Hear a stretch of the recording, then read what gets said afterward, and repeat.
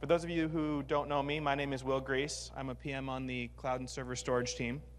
And we're going to talk today about how we can help you save money on Windows Server with some great new features that we have in Windows Server and Azure Files. So as we get started here, I want to just put a little frame around how we think about these problems. So let me ask you a few questions. How many of you have ever said, I think my SAN is too expensive? Okay, so that's like most of the room. So this is something that we hear from customers a lot. And particularly what we hear is it's not just about the initial upfront cost, but it's also about trying to plan around how much storage you're going to need.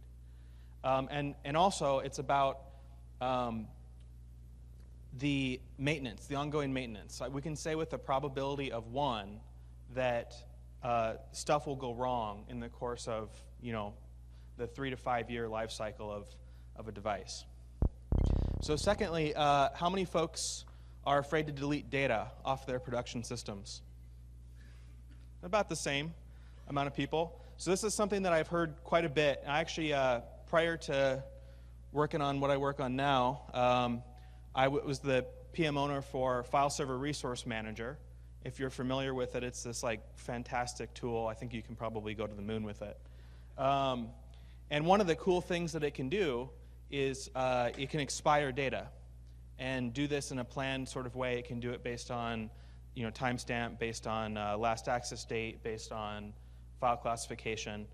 And when I was talking to customers about how many were actually using this, I couldn't find a single person.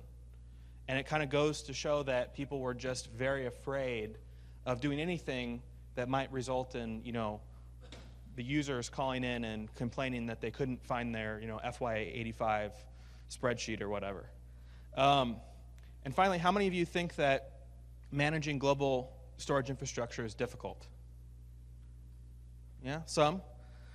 So there's first-party solutions to do this. There's a lot of third-party solutions to do this, but we still think it's pretty difficult. So our solutions that we're going to talk today about are Storage Spaces Direct, Data Deduplication, and Azure File Sync. And as we started to look at these, we noticed that there's some repeating patterns about how we try to address the problems that you guys have. So first and foremost, we're trying to build solutions that enable you to use commodity hardware, just standard HDDs, SSDs, standard NICs, just Ethernet, and be able to assemble a world-class solution. Secondly, we really want to be clever about how we encode the data on disk such that we're not being wasteful with our resiliency, that we're getting the maximum out of the metal that we possibly can. Oop. Third, we want to use what we're calling active tiering to make sure that the data is in the right place at the right time. And what I mean by this is that you have lots of different types of media in a storage system. You have SSDs, you have HDDs, and you also now have the on-prem side and the cloud side. So we want to make sure that the data is on the right medium for what it is, that the hottest data is on the fastest media, and the coldest data is on the lowest or furthest away media. And finally, what we really want to do is make sure that we've offloaded the hard work of setting up and configuring these solutions to Microsoft engineers, right? We don't want you guys to have to think about, go get a PhD in how to set up storage. We want you to be able to just do it. So, like I said, we're going to talk about Storage Spaces Direct, Dedup, and Azure File Sync. We think that these three products are best when used together, but ultimately we recognize that they kind of address slightly different things in your organization. So our plea to you is mix and match where it makes sense.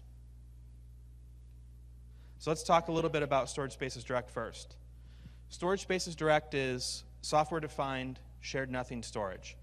Like I said, this is about using commodity hardware to build lower-cost storage infrastructure. And when I say commodity, what I mean is standard SSDs, standard HDDs, standard NICs, not some fancy thing that you have to pay more for. And I suppose when I talk to customers about their SANs, they say yes, they're very expensive, but they tend to just work, and they tend to be easy to set up and and easy to maintain, although they're expensive.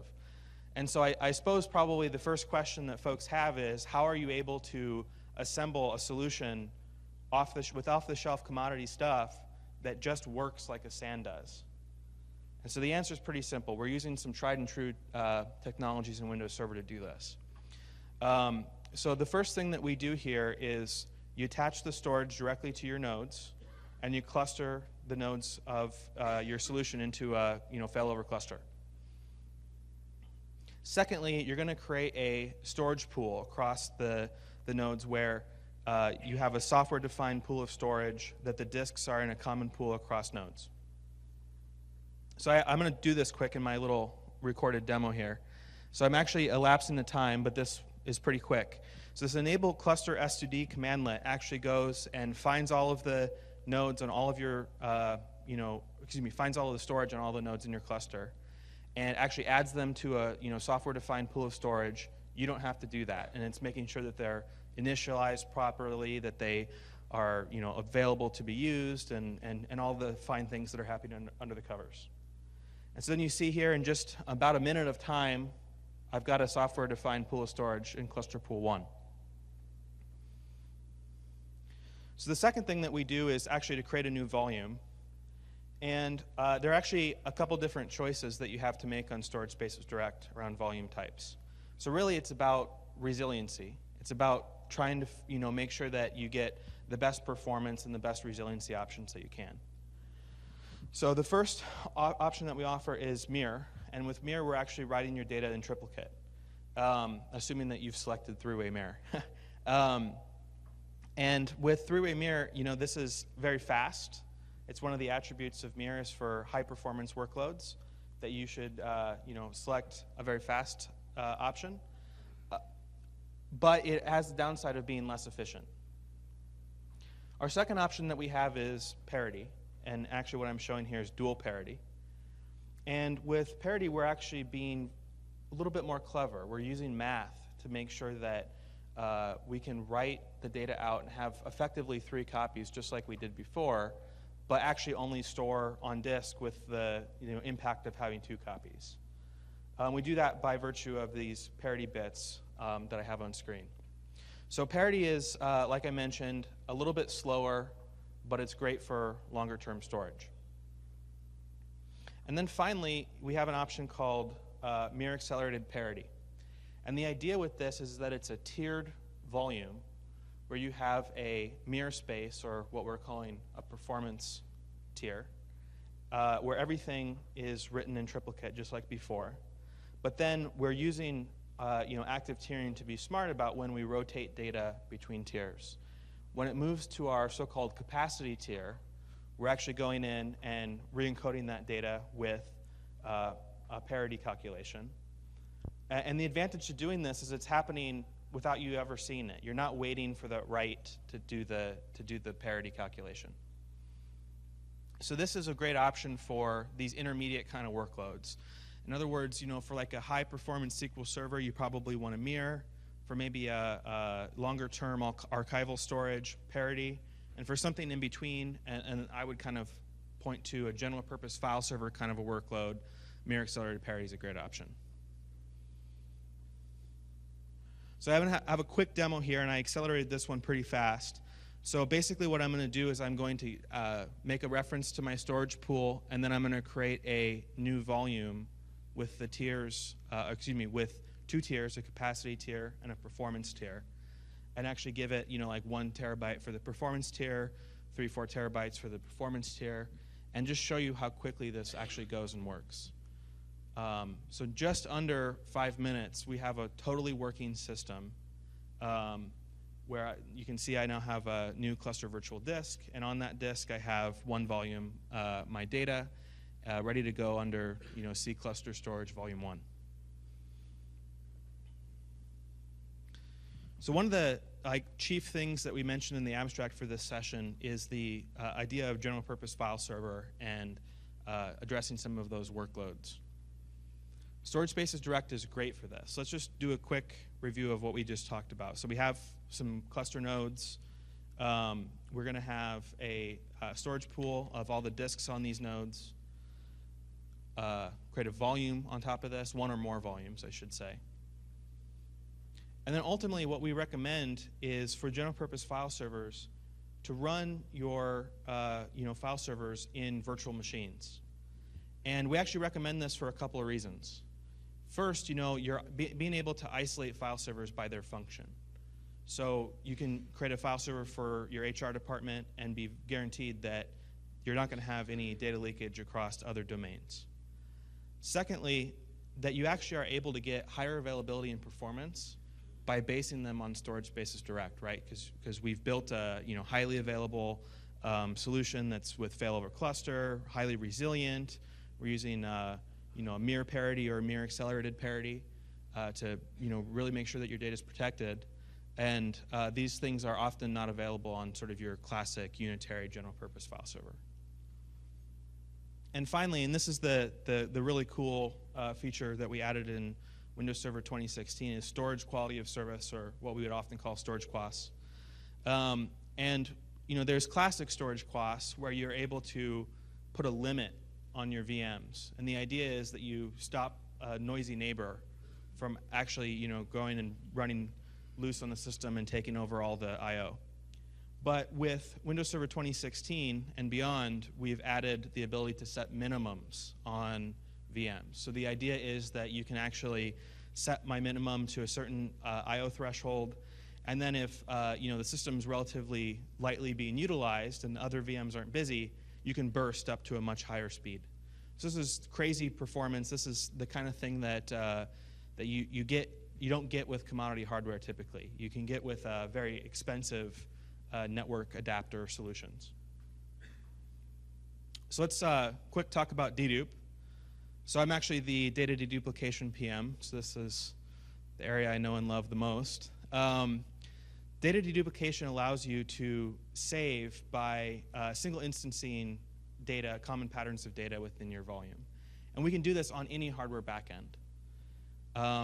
We actually do see numbers out in the field up to 95%, which is crazy.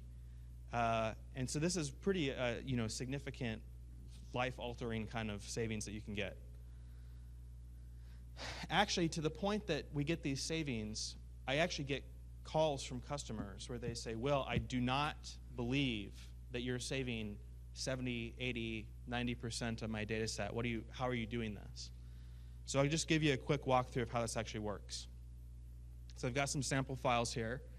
I've got a Microsoft Word file, Excel, Visio. In reality, these files don't dedupe the best, but the first step that we do is to break files into variable size chunks. This is relatively different than other solutions, which typically use fixed size chunking. So I'm going to do that. And the second thing that we do is to actually identify unique chunks of data across the data set. So we've now have those chunks. We're going to figure out where there's commonality. And now we're going to get into the single instancing. So we're going to actually place the dedupe chunks that I mentioned into what we call the dedupe chunk store. On Windows, this is under system volume information. And we're going to actually make some file definitions to say, this file is made up of an ordered list of the following chunks. And then finally, what we're going to do is we're going to replace the original file stream with a special pointer we call a reparse point. This allows us to, when a read comes in, to actually have that read be interpreted as a regular file, right? So there's no special software that you need to install other than the dedupe feature in Windows Server. The user doesn't even need to know that the file has been deduped for it to actually be used. So I often get asked about dedupe, when can I use it? So I've got a little heuristic here. We have always workloads like general purpose file server, like virtualized desktop infrastructure, like backup, that are just prime candidates for dedupe because they have really high savings rates and they have slightly lower performance requirements. So it's just the nature of what deduplication is, whether it's on server, whether it's on a hardware, back SAN. Deduplication does slow down data access a tiny bit. For these workloads, we're guaranteeing that this should be virtually impossible to notice. for sometimes workloads like SQL Server, like general purpose Hyper-V host, these are workloads that, depending on what you're doing with them, may have slightly higher requirements than the sort of always workloads. Like a SQL Server is running a huge website. These are going to do millions of I/O, millions of IOPS a second. Not a good fit for dedupe, and particularly because you have random I/O. General purpose Hyper-V host, same thing. But for other kinds of workloads like an archival server, dedupe might be a great fit, and particularly because you have lots of duplicated data, dedupe is a great fit for that. So we say sometimes. And then finally, for things like Active Directory domain controllers, this one always surprises me when I get it. Exchange server. These may or may not have duplication, but these you really need the high performance. So it just does not make sense to put dedupe on the server. So finally, I want to talk a little bit about where data deduplication is available. One of the things that you're going to notice with Azure File Sync, when we get to it in a minute, is the ability to use it on various versions of Windows. Dedupe is the same way. So we've actually been in Windows since Windows Server 2012, and I think really we shine in 2012 and above.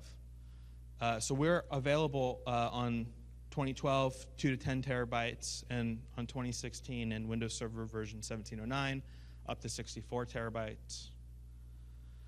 We have support that we're adding in Windows Server 1709 for NTFS or ReFS on a simple volume. We have similarly for shared storage, sort of classic storage spaces, support for NTFS and ReFS in 1709.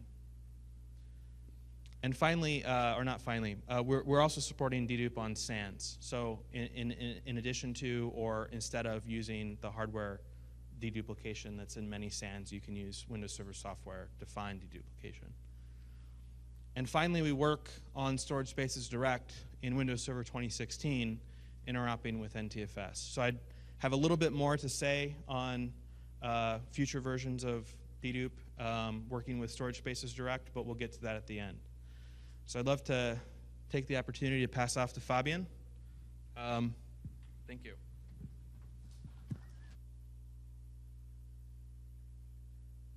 Thank you. It was not like that a second ago. Here, do you want this? No, I think he's going to get it.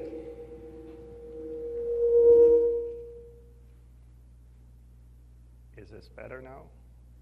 All right. Good. So I'll just get started. Hi, my name's Fabian. I'm part of the Windows Server and Azure Storage team. So the entire Azure Storage team and I are incredibly proud to present to you a brand new feature of Azure Storage. And it's called Azure File Sync, if my clicker works. No? Try this one. All right. So with Azure File Sync, you're enabled to first and foremost centralize your file services in Azure Storage. And that's a huge change. But think about it for a little bit. As we go through the presentation, I hope it's going to make a lot of sense to you. Once you centralize your Azure file services, in Azure Storage, you can then use your on-premises file servers as a performance cache for Azure Files.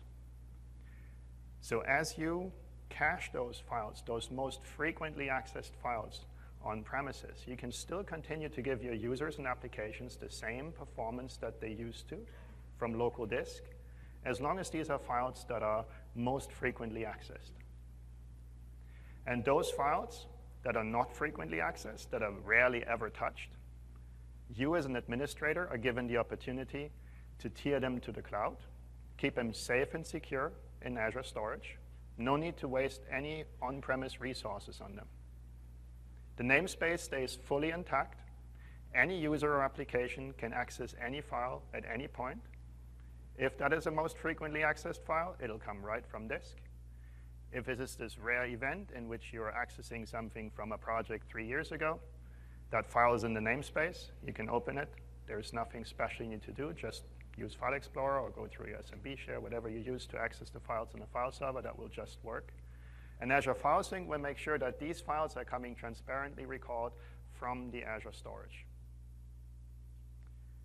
And shifting your focus from on-prem file services to Azure as a central point enables you to take advantage of a whole slew of other great services that will make your life simpler. For instance, integrating with cloud-based backup. Think about it.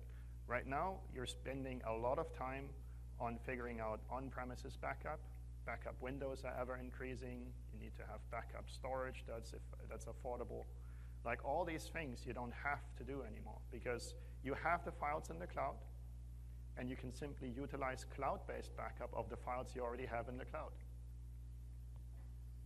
And last but not least, as you are having these performance caches, these file servers on-prem now, and if you were to lose one of them, we have a fast disaster recovery solution right built into Azure File Sync that allows you to get back up and running in minutes, and oftentimes much, much faster than if you were to restore from an on-premises backup. So let me take you through the individual scenarios that I think will make sure that you will get a good picture of what Azure File Sync is all about. So let's start in this branch office server. This one happens to be in New York, could be anywhere. And as I provision that server and I give my users and applications access to it, well, they will start filling it up with files. And if I have proactive management in place, I'll get a warning that says, nah, you're about to run out of disk space. You should probably do something about that. So traditionally, I have two choices.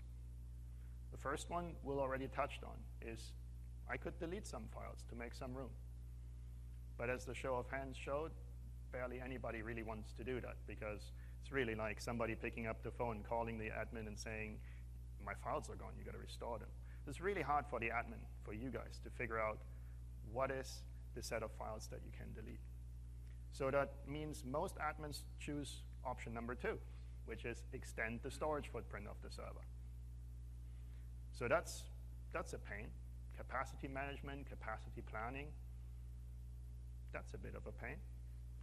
But it's the only option I have, and especially in this branch office scenario, I may not even have enough capacity installed. I don't have IT staff on-prem, so I need to send someone there to install new disks so I can grow my volume. Often associated with downtime, not a good option. Nobody likes to do that. Or I have some hot spare disks that I can grow into that are always running unutilized, incredibly wasteful, incredibly expensive. Not a good way either. So for the first time with Azure File Sync, we can add a third option to get out of the situation.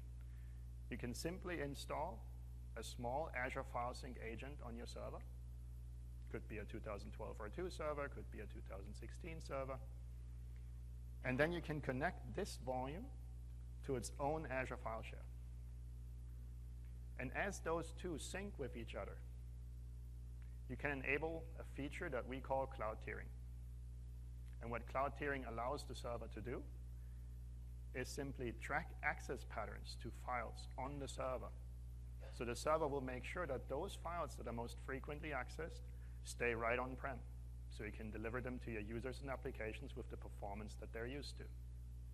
But those files that are rarely accessed or never accessed, they can be displaced from the server because they're safe and secure in the cloud, and they're recallable for anyone at any point in time because they're right there in the namespace. So I talked a bit about adding fast disaster recovery to Azure File Sync and how that works. So what happens if I lose my on-premises performance cache now? Server dies, gone. What did I actually lose? I lost the operating system. I lost the configuration. All of these two things I can actually get back relatively quickly. I probably have a system image that I use to provision new servers anyways. Probably have a configuration tool that gets me back my SMB shares and other configuration. So I didn't really need to back that up. I can get that new again. The really only thing of value on the server is its data. But that data was constantly syncing with the cloud. So when I lost my cache, I didn't actually lose any data. So with Azure File Sync, the ability to separate the namespace from the file content is key to achieve this fast disaster recovery scenario, in which you can simply stand up a brand new server, could be a VM, could be something else, and you just install the Azure File Sync agent and connect a new volume. Doesn't have to be the same drive letter, it could be totally different storage. Just connect that to the Azure file share, and right there, within minutes, the entire namespace is coming down first. And at that point in time, I can already give my users and applications access to the files, because as they access files, those files will be recalled with priority. If nobody's accessing files anymore, maybe overnight, the server has time to work on its policies. Maybe you turned on cloud tiering.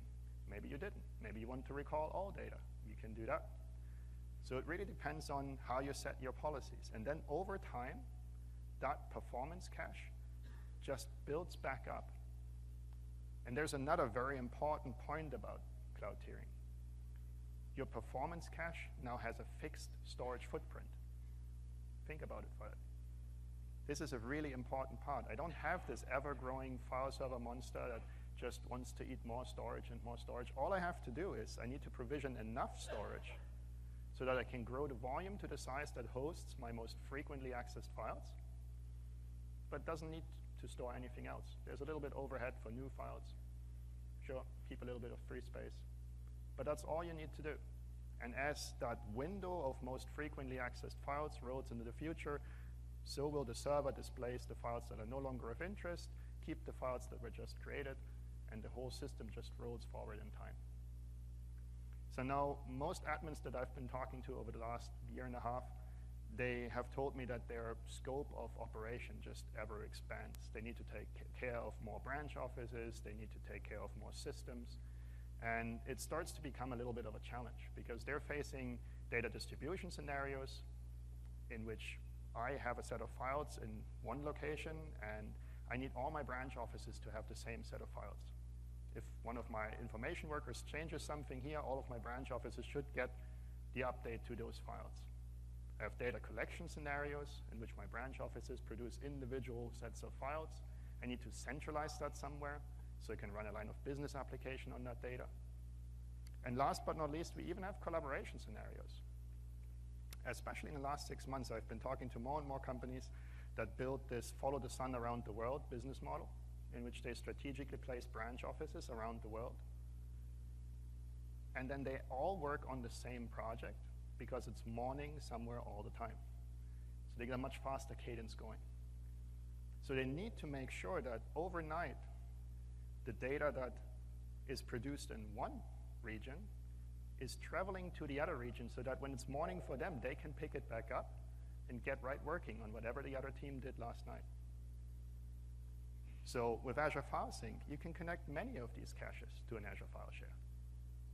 And just to be clear on this one, I'm just showing this for one volume. You have multiple volumes on a server. You have even subdirectories on a server. They each can sync with their own set of servers. You don't have to have them all. It's not like you sync an entire server. You make this decision for a subfolder or an entire volume individually. I'm just showing one here just to stay easier. So we're right now in public preview. I actually turned it on this morning, so very proud of that. And you can connect up to 50 servers to an Azure file share right now.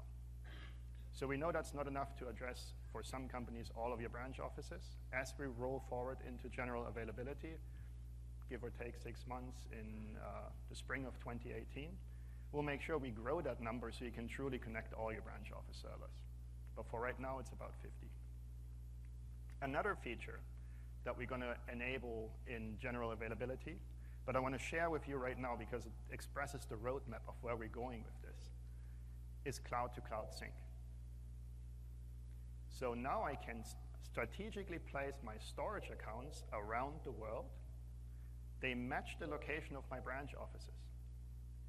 So if I'm adding a server, let's say here in Paris, that server would have a much better sync latency or network latency going to an Azure data center that's close by instead of going across the Atlantic. So and we will use the big Azure backbone to synchronize the Azure file shares with each other, and you don't have to worry about how these things are connected to each other. You simply list them. We call them cloud endpoints, Azure file shares, and server endpoints, a path on a server. And all of them are read-write. I can change data anywhere, and that change will travel everywhere.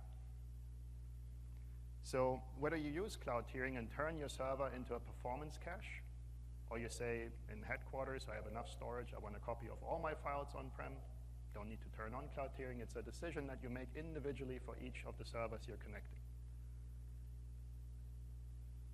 It's just a file server, which means all the things that you can do on a file server. Oh, I'm skipping ahead. There is a very good feature here. Almost jumped over this one. So when I have cloud-to-cloud sync, I can get something very special. I can get highly available Azure storage, which means my server, if it can't connect to the data center that it used to connect to, because there's a natural disaster, there's a DNS resolution problem, something else is wrong, doesn't really matter what it is. The moment it can't connect there, it knows about all the other locations in the world that host the same set of files, and it will simply connect to its nearest neighbor. For the users and applications locally in Paris, they won't know the difference. The most frequently accessed files are still locally cached. So that's being served with local performance. If they happen to go back or if they make changes, those changes or those files will travel, well, at a little bit higher network latency, but the whole system is fundamentally working. And it's automatic. You as an admin don't have to do anything. It could happen at 2 a.m. in the morning, and you just wouldn't need to get up for this. This happens automatic.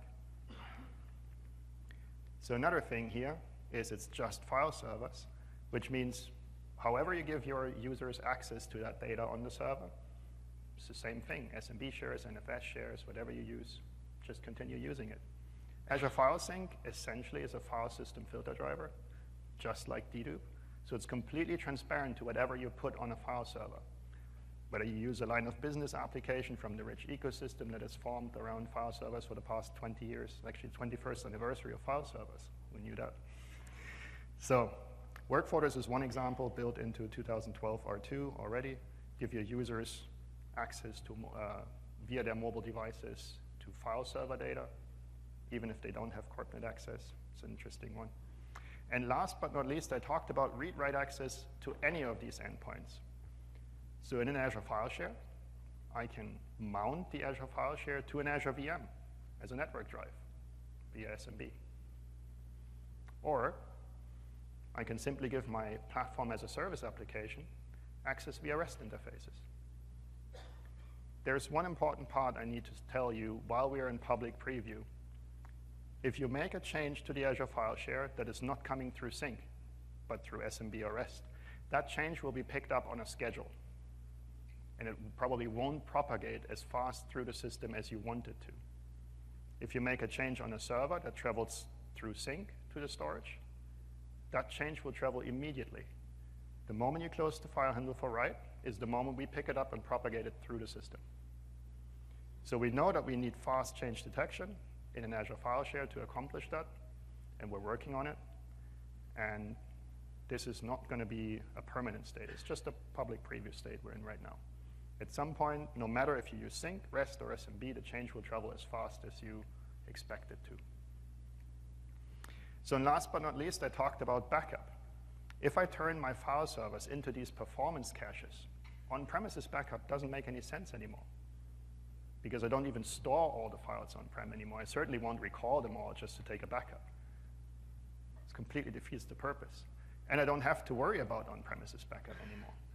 I can simply use Azure Backup that integrates with an Azure File Share, and I can take snapshots of that Azure File Share. They're just deltas stored right there. And I have all the modern features that you expect of a backup application, from point-in-time restores, going back on a schedule. You can have backup schedules, you can have retention schedules, you can do single file restore, you can do a restore of the entire file share to original location, alternative location. You can even enable previous versions for self-service restore on a client if you wanted to. So that feature, the backup integration, is currently in a limited preview, but you all will be able to try this out in a public preview coming at the end of October. You got a question?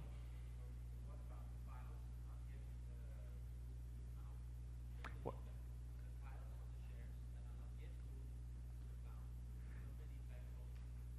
So the question is, what about the files that are still on the server?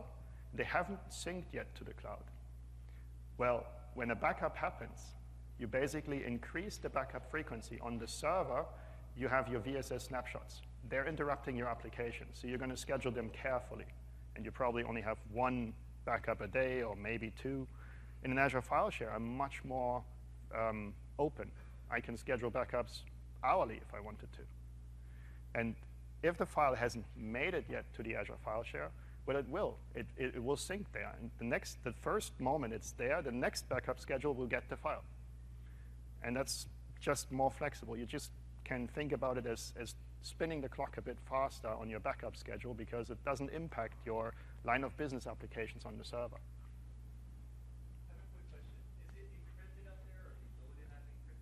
So question is it encrypted? Yes, it is encrypted. We currently have, so right now we have Microsoft managed keys, and actually encryption is the default when you provision a new Azure file share right now. We also have a private preview of customer managed keys, and that will come very, very soon. But it's just not quite here yet. Give it a couple of weeks. How I'm handling conflicts, awesome, waiting for that question. Finally, someone asked it. So conflict resolution or the prevention of conflicts is a very important aspect of a distributed system like this. So some of our partners handle it with global file locking, which is a great feature. It's something we don't have at this stage in the preview. Right now we're handling conflicts the same way Dropbox handles them and Box and OneDrive. When the conflict occurs, we pick a winner file. That file will be stored. And then the loser file will be stored right next to it with the same file name plus an appendix. So if a user goes there, sees two files in namespace, can say, do I merge content? Do I delete one? Which one would I want to keep? So it's a manual process, and we realize it's not great for applications that may or may not recognize that conflict file. So we have a whole team spun up that's currently working on global file locking. It's something that we won't have this year, but it's something that we know we need it, but we wanted to share the solution without global file locking because we feel like there are some scenarios in which this could still be useful to you. Any more question?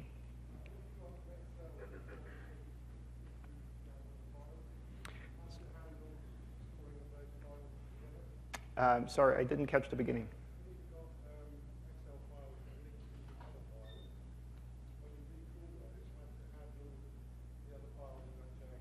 So there is a question of Excel linked files, and I think that kind of leads us a little bit. I'm happy to answer that, but can we do that after the show? Because I'm just going to want to show some demos to show how this really works in action. So let's just switch to demos real quick here. I want to show you how simple it is to deploy Azure File Sync. I want to show you how fast sync is, and I want to show you how disaster recovery actually works in the real world. So let me switch to my other machine here. So this one hosts the Azure portal, so I'm already logged in. In order to deploy Azure File Sync, all I need to do is I need to go deploy an instance of what we call a storage sync service. So storage sync service is a top-level resource. I will be able to find it in the Azure Marketplace. And that's simply what I'm going to do now. So let's go over here, Azure Marketplace. Let's search for it. All right. Should come up. There we go. Azure File Sync Preview, that's us. That's an overview page. Let's hit create. That's much bigger over here. So now I can go and actually give this a name. AFS demo. Let's give this a subscription, resource group. Yeah, let's pick demo resource group. And now we're being asked to pick a location. So the 5 locations you see here are our public preview locations. They are the ones that you currently can choose from. There is one limitation in public preview. You need to match the location of your storage sync service to the location of your storage account that you want to use for sync. So that's something that just is a current limitation. We will go away from that. If you, for instance, have a storage account in West Europe you want to sync to, you should deploy your storage sync service in West Europe. Once GA comes, that limitation will no longer exist. I have a storage account in West US, so I deploy my storage sync service in West US. Hit create. So now it's going, deploying. There we go. Shouldn't take too long. There we go. Was pretty quick. So now I can hit refresh on the resource group, and here it is, our AFS demo storage sync service. So let's go inside there to do some more configuration. So luckily we have a convenient getting started location here that tells me which steps to take in order to set up sync. So the first step I see here is I need to go and download the storage sync service agent, and I need to go and register my server. So the server registration part is an important piece because it establishes a mutual trust relationship between you and between your server and the storage sync service resource that you own in the cloud. So you can actually manage the sync aspects from the cloud. Don't have to do that on the server. So and I'll just switch over to the server to show you how quick server registration actually is. Let's go ahead and do that. Oops. Let's go to the next one. There we go. And here we have our storage sync agent. It's already installed. I didn't want to show you progress bars or anything. I wanted to show you what happens after you finished installing it. So once you finished installing it, you see this is the last page of the install wizard. And you can simply go ahead and hit the finish button. You see a new tool coming up, the server registration tool. I can sign in here. Already put my credentials on the box, but I will get a notification here. A second. I'll do the second factor. Come on. All right. Should do the trick. There we go. So now I can pick the storage sync service subscription that we put, where we put the storage sync service in the resource group, and I can pick the actual storage sync service that we're going to register to. So now I have to authenticate again. It's a current limitation. We're going to take that second authentication away. It's not needed at this point, but can't do it without right now. So registration is pretty quick. The server is now registered to the storage sync service, and I can now manage every aspect of sync from the cloud. That's the only step I have to do on the server, but I have to do it from the server because it's the only way I can establish really a trust relationship. I can't reach from the cloud to the server. That wouldn't be safe, and it's the only way to do it. So let's go back. We're back here in the Azure portal, getting started section. And we just downloaded the agent, installed it, registered the server, and we can now actually go ahead and see the server. When we go into the registered servers tab over here, there should be one server, it's the VM that we just registered, it's over here. So now we can go and actually go back, do the second step. So the second step talks about creating a sync group. The picture I just showed you, the topology picture, was a sync group. It has server endpoints, has cloud endpoints. We just need a place to define them, and that's what a sync group is. It defines where a set of files syncs to. And I have two ways of creating a sync group here. I can click this link. I can go to sync groups. Can from there simply go ahead, click plus sync group. And I'm going to give my sync group a name. Should be a name indicative of the set of files that I'm syncing, like you would name an SMB share. I'm going to call this sales.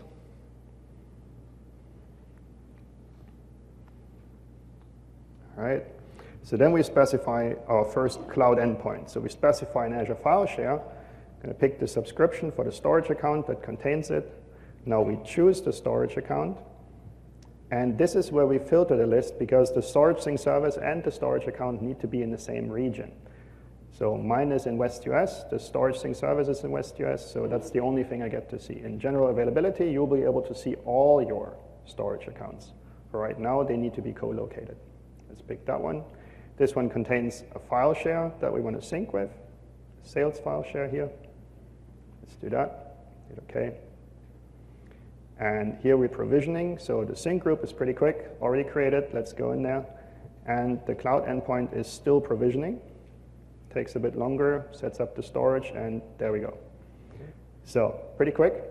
The only thing I need to do now is add a server endpoint. We want to sync from a server to the cloud, or vice versa. Hit a server endpoint. So we pick from a list of registered servers. We registered one server. So the only server we can choose from is the very first one. And then we pick a location on the server that contains the data. For me, it's ddata, dsales, actually. There we go. And now we're going to enable dedupe. And we're going to select a pretty high volume number here. But I'll tell you about that a bit later. So I want to make sure that cloud tiering is enabled so I can show you its effects when we actually look on the server. Did I say dedupe before? I meant cloud tiering. So the server endpoint is provisioning. Provisioning's done. And now, as we have that set up, that moment is when the server actually starts syncing with the cloud. If I have data in the cloud, that cloud comes down. If I have data on the server, that data goes up. And I picked a very small data set, about 40 megabytes, so that should sync very, very quickly. And you can simply go ahead and switch back to the server. And here on the server, we have, on the left-hand side, we have our location, the sales location here. And that contains the files that we want to sync. And on the right-hand side, we have our Azure portal. And we can go to the storage account and to the file share there. Let's pick files. There's my file shares here, sales file share, go in there. And there we have all the files that exist on the server, and they made it already across. So what I can do now is I can add a couple of files. Let's just add one, sort that to the bottom. All right, that's there. Let's rename this one, just to show a couple of changes. All right, let's delete something, this paper.pdf there, good. All right, let's hit refresh. And the file, the ZZZ, has already made it across. Hit refresh again, we can now see the rename, and I can't see the paper.pdf anymore, so that's deleted as well. So now going back and looking at the storage on the server, you can see that these files are a little bit grayed out, and they have different file attributes to them. Like these grayed out files here have this O offline attribute and a couple more. So they're actually interesting files. Let's look at the properties. So the logical size on this one is about 300 kilobytes, but the size on disk is in fact 0. I do not store that file on disk. But I can see it in the namespace, so I should be able to open it. And when I double click the file, we recall that in line. It's a small file, happens fast. And we can see that just like that, the file is now local to the server. But for applications that support partial file access, and we support partial file recall. So this video over here, we can simply look at properties. We can see this video file is about 23 megabytes in size, and it's about 7 megabytes currently stored on disk. So let's play that video. All right, first time I'm playing. Let's do, just want to play it. Recommended, it's good, fine. All right, so there the video file is playing, and down there we can see the streaming indicator. That shows me that files are being recalled from somewhere. So I can skip through the video, different chunks of the video are being requested, and that's all pretty fluid. So I can pause this here. I don't want to play the whole file. And let's look at the properties again. So now here I can see still 23 megabytes, but I'm up from 7 megabytes to now 19 megabytes on disk. So, and that's pretty powerful, because what I've just showed you is essentially to say, I have a big file that I don't necessarily need to bring down to the server. I only want to make a change to a small portion of that file. So you download the portion that the application requests, you make your change, And then you don't need to download the rest of the file to upload the file again or something. We support partial file recall, and we support partial file upload. If I now had a file where I made a change, I can go and simply hit save, and that's the moment where only the delta, the change, travels up. So we're incredibly efficient when it comes to sync. So let's switch back to the next, the slide deck. So on this one. All right, so I have one more demo. This one is a bit different. This one is about fast disaster recovery. I talked about the namespace coming down first. You can already get access to it. So this one is actually in real time. I need to talk a bit fast to it. So we're talking about two servers syncing to an Azure file share. Here's our branch office server, like we looked at before. This one fails. And I bring in a replacement server. Brand new server, install the agent, pick a location, a volume where I want to sync to, and then establish that sync connection. So we want to see how it looks like in File Explorer as we were doing this. So now I initiate the sync connection. Because of small namespace, it comes down very quickly. This one is within seconds, bigger namespace within minutes. We can see those files are not stored. Same thing here. I can open the file, I can refresh. File is now local. If I give it a couple of seconds, this server is set up to not do cloud tiering, but to recall all the files. Hit refresh. There we can see that some files had time to come down. Hit refresh again. More files had time to come down, and one more time, and we can even see the big video file had time to come down. So what you've just seen is essentially connecting a brand new server. Whether the old one failed or you're just adding one, it's the same scenario. You get the namespace first, and at that point in time, I can already give my users and applications access to it, because just as you've seen with that text document, I interrupted anything that was going on, and I said, I want this file. And then your server has no higher priority than to serve that file to the user, and Azure File Sync supports it by making sure that this is what gets transported first. And then as I wasn't making any more requests, the server had time to act on its policy. Policy here was recall all files. And so it did over time. So it's very powerful to get back up like this very quickly. Question? Does it also sync NTFS security, so ECLs? Yes. Yes, it does.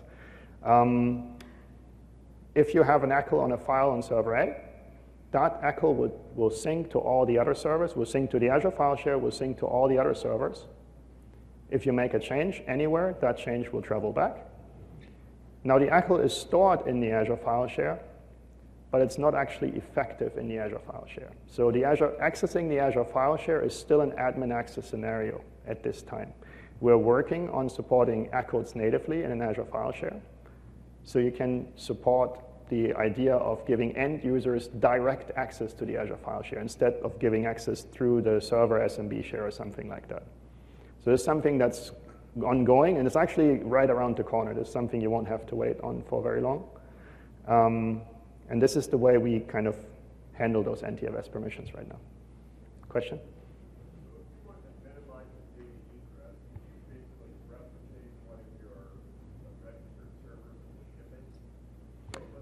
Good question. Okay, so this is a data egress question. So let's say I have a bunch of data in the cloud. I need a bunch of data in a new site. Can I replicate what's on one server and make that basically a duplicate to deploy in another server? So right now the answer is no, not in public preview right now. But we're working, right now what works is Azure Import Export. So you can export a bunch of disks and get them to the new site, bootstrap your server that way. But we also have some work with sync to make sure that you don't produce any conflicts in the process. So this is something we don't support at this point, but we're thinking about it and we're working towards it. All right, one more question and then I need to. In terms of like when you show that you link files and those files get replicated everywhere, what happens if you need to restore that file? All right, good question. So sync isn't backup. Right? If I have a corruption of a file or something syncs or something is deleted or I have a malware attack, that change to the file will travel everywhere. So sync is not backup. But that's what you have Azure Backup for. You'd have your snapshots that you take frequently in the Azure file share. And as you do so, you can simply use them as point-in-time restores. And then when you restore even a single file or the entire Azure file share, this becomes the latest version of the file and will then travel from that point to all the other points connected. And if that file isn't on one of your most remote branch offices, then there is nothing different. The file won't come down because the file isn't different on the server. It's just a namespace repass point. All right, so what we've seen is multi-site sync. We can connect multiple file servers to the same Azure file share, and we can do this for different sets of files. We've seen cloud tiering, how that turns it into a disposable performance cache because I can instantly restore that cache. We've seen direct cloud access. We talked about backup and point-in-time recovery. And last but not least, you've seen fast disaster recovery in action, which is something that becomes a very important part of maintaining your on-premise availability. All right, a little bit to the roadmap. This isn't a service that we dreamed up in the last couple of weeks. This is something that we've been working on for a very long time. We have been in private preview with a great set of customers I'm very proud of. They gave us a lot of good feedback, stretched the system well. We've started that in December of 2016. And now we worked on refining all of these feedback items that we've given and maturing the service to the point that we can release it public, which happens right now, right here at Ignite. So you can go take a look, try it out. And then in the spring of 2018, you'll be able to do the cloud-to-cloud sync. We're going to have this automatic failover feature. And there's going to be availability in all the public regions right now, not just these 5, but all the public Azure regions. And at that point, we support the full SLA, like any other Azure service that from Microsoft comes does. All right, with that, I think I want to give it back to Will. Thanks, Fabian. It's pretty cool stuff. So we've talked about 3 technologies today: storage spaces direct, data deduplication, and Azure File Sync. Like I said at the beginning, we think that these things can work really well together. To combine these things gets the ultimate solution. And the way that we showed how to combine is to create that storage spaces direct cluster, put your file server workloads in VMs, put data deduplication on the host volumes, and then actually to connect those file servers out to Azure File Sync. So this is a great option, but the reality is that you already have servers out in the field today, and they can benefit from things like Azure File Sync today where they are. So our sort of call to action at the end of this is, go give this a try. See how it works for you, give us feedback, tell us what's awesome, tell us what doesn't work, and we're very excited to hear from you. To that point, there's lots of new features that are coming soon. So I've called out a few across all 3 products. We're working very hard with the Spaces team to improve mirror accelerated parity performance. We're working on improved integration between data deduplication and storage spaces direct. And as far as Azure goes, Fabian mentioned that we're working on cloud-to-cloud replication. We're working on the AAD support, and one of the things that we didn't mention is that we're working on larger file shares. To try out some of the stuff that I mentioned in Windows Server, there's the Windows Server Insiders program, and to get an early behind-the-scenes look at some of the stuff that we have in Azure Storage, there's the Azure Advisors program, and of course there's a Windows Server TAP program, which allows you to run pre-production systems in production and give us early feedback. So thank you very much. We'd be happy to answer any of your questions about any of the technology that was discussed here today, or really any other questions about cloud and server storage. You're a great audience. Thank you.